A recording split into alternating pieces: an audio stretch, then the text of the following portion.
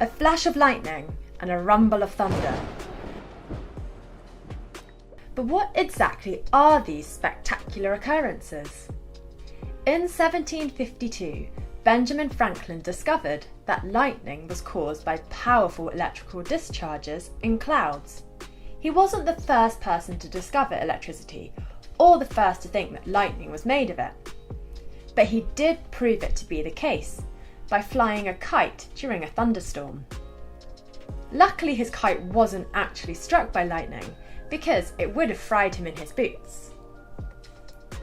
Thunderstorms are caused by small electrically charged particles. As water molecules in the cloud are heated and cooled, they move up and down against each other. There is a separation of charge, forming two poles within the cloud. One part becomes negatively charged, and the other part becomes positively charged. Objects on the ground then become oppositely charged to the lower part of the cloud.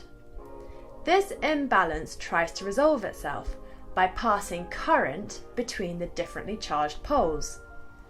Charged particles always flow in the direction where there are less particles of the same charge. This results in a lightning bolt. Sometimes the bolt will carry a positive charge and sometimes a negative charge. At first, there is a bolt which is invisible to our eyes.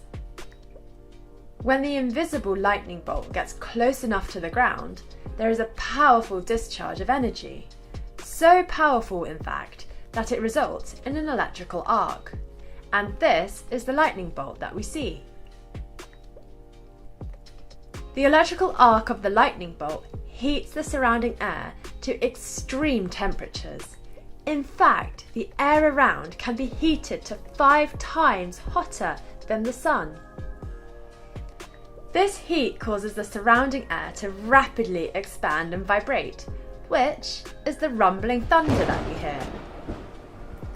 So lightning can come in many different colours, and the colour depends on atmospheric humidity, temperature, and levels of air pollution.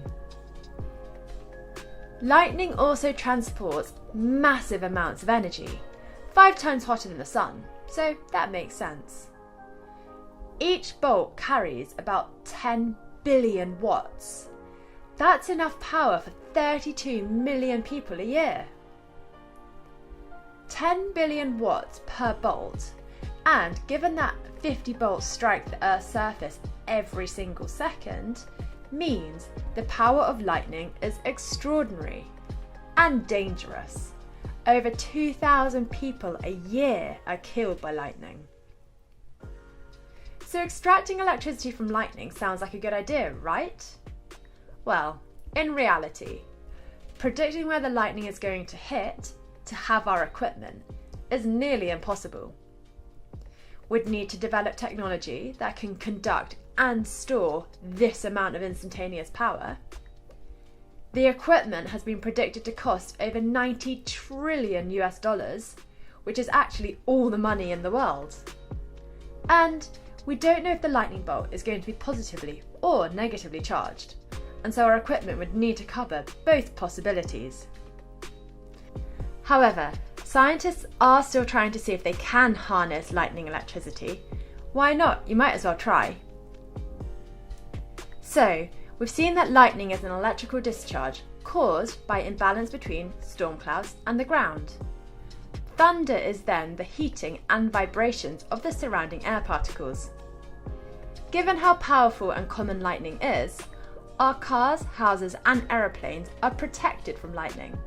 The metal frames and rubber tyres of cars harmlessly carry the charge to the ground, and houses and buildings have conducting rods to do the same. And lightning bolts travel across the aeroplane's metal shell and leaves without the passengers barely noticing it's happened. If you liked the video, give it a thumbs up, and don't forget to subscribe. Comment below if you have any questions. Why not check out our FuseSchool app as well?